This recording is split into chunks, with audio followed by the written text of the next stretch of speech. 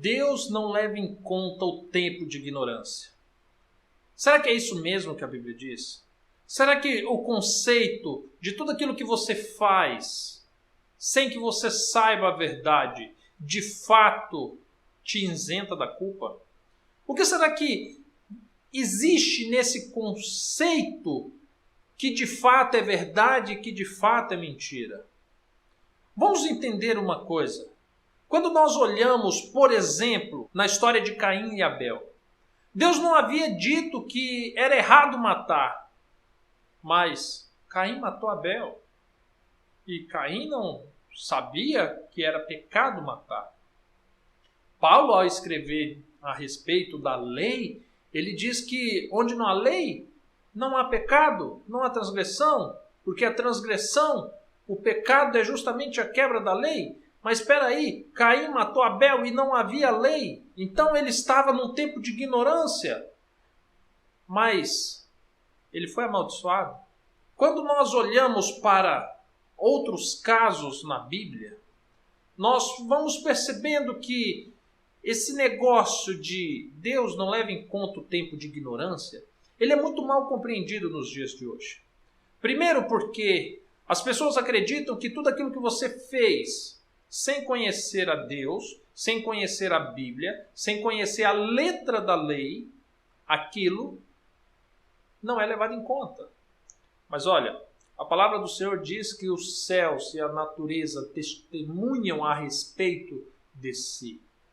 Então nós não somos inocentes por não conhecer a letra da lei, quando tudo no universo criado por Deus conspira para nos testemunhar a respeito do teu caráter, a respeito das tuas leis, a respeito dos teus princípios.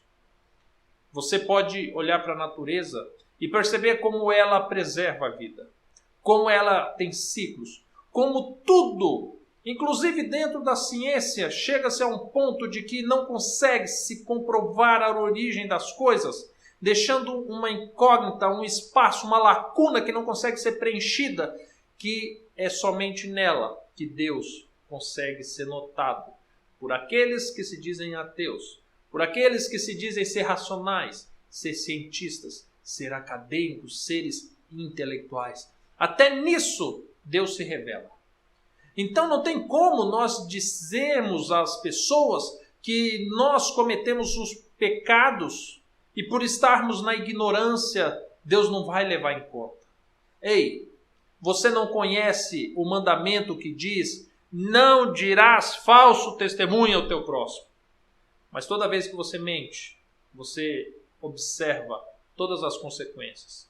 Toda vez que você mente, você consegue identificar que uma pessoa foi prejudicada por meio da tua mentira.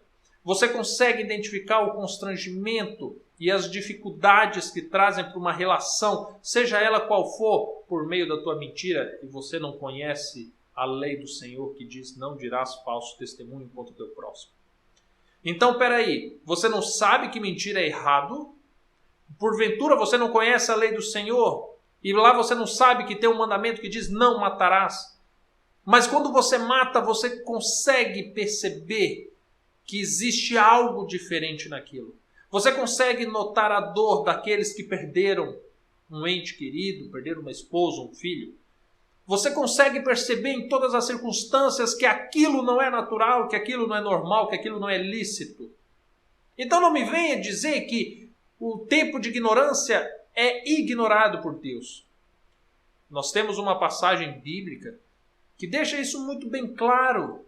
Porque, presta atenção, quando nós lemos no livro de Efésios, no capítulo 4, a partir do verso 17, diz bem assim: e digo isto e testifico no Senhor para que não andeis como andam também os outros gentios, na vaidade do seu sentido, entenebrecidos no entendimento, separados da vida de Deus pela ignorância que há neles, por causa da dureza do seu coração. Presta atenção. Sabe por que você ignora que mentir é errado? Sabe por que você ignora que matar é errado? Sabe por que você ignora que adulterar é errado? Sabe por que você ignora que desonrar pai e mãe é errado? Você ignora isso não é porque você não conhece a palavra de Deus. Você ignora isso porque o teu coração está endurecido. Porque você prefere dar prazer àquelas coisas que, mesmo sendo erradas, sendo ilícitas, você ainda assim prefere fazê-las. Você prefere satisfazer a carne do que lutar contra esse instinto para entender se ela é certa ou se é errada. E ainda assim existe condenação nisso. Deus não leva em conta o tempo de ignorância para aqueles que lavaram as suas vestes no sangue do Cordeiro, converteram-se dos seus maus caminhos e passaram a andar corretamente. Algumas pessoas trazem esse verso do tempo da ignorância para defender uma coisa. Por exemplo, a pessoa casou-se uma segunda vez. Mas a Bíblia diz, e ela é enfática em dizer que não existe segundo casamento, a não ser pela morte de um dos cônjuges da primeira relação. E que todos que se casam numa segunda vez está em adultério. Ponto final. Esse é a sentença que a Bíblia traz. Se porventura esse é o primeiro casamento, mas o seu esposo está casado contigo, e esse é o segundo casamento dele, você e ele estão em adultério. Se você abandonou a sua mulher e se casou novamente, você está em adultério. Se a outra mulher que casou contigo era casada, enfim, uma segunda relação matrimonial é pecado. Ponto final. Mas existem algumas pessoas que chegam até mim por meio do manual do casamento e dizem assim: Diego, mas eu casei a primeira vez, eu estava no tempo da ignorância, eu não sabia que não podia se casar de novo. Presta atenção numa coisa. Casamento não é pecado.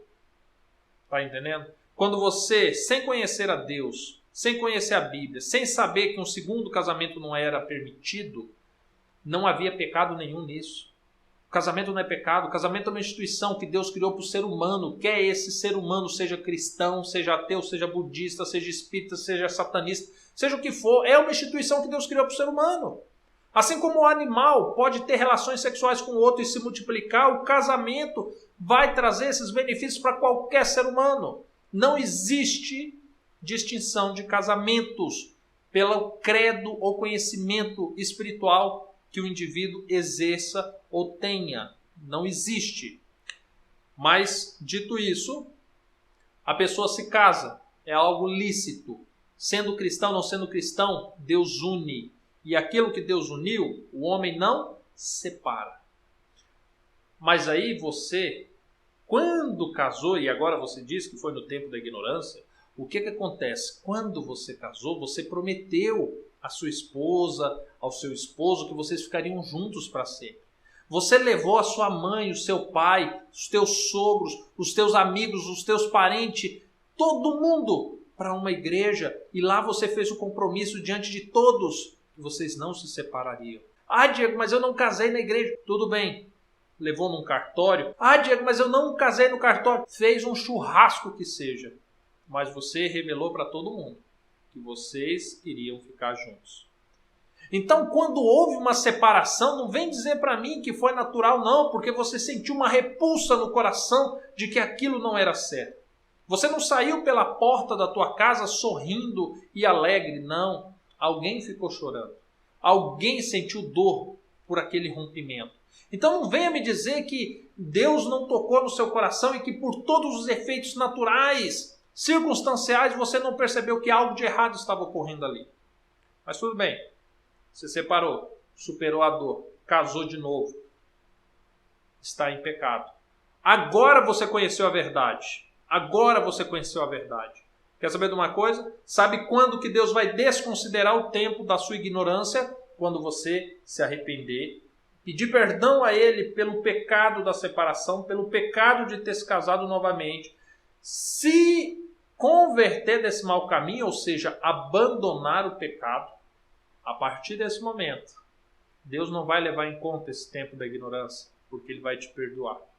Agora, se você descobriu que era pecado, era no tempo de ignorância, mas você continua no pecado, peraí, se estendeu o tempo da ignorância? Ou será que a misericórdia de Deus transforma o errado em certo? Então, se você matava, mas você conheceu a Jesus, a graça dele, a misericórdia dele vai anular o tempo da ignorância e você vai continuar matando, você vai continuar roubando. Então, se você casou de novo e isso é adultério, e a Bíblia diz que adultério é pecado, mas você agora conheceu a graça de Cristo, você recebeu o perdão do tempo da ignorância, você vai continuar em adultério? Presta atenção. Caia nessa não. A palavra de Deus é claríssima. A gente que faz confusão por causa da dureza do nosso coração. É a dureza do nosso coração que nos afasta de Deus. É a dureza do nosso coração que nos faz amar e desejar tanto o pecado. É a dureza do nosso coração. Não é a palavra do Senhor que é confusão. O seu espírito não é confusão. Está me entendendo? As palavras são duras. Então, se porventura hoje lhe falta coragem para você levar essa verdade às outras pessoas, compartilhe esse vídeo. Talvez assim você se isente um pouco das responsabilidades do confronto direto. Porque quando nós levamos a verdade a quem está em pecado, isso gera confronto.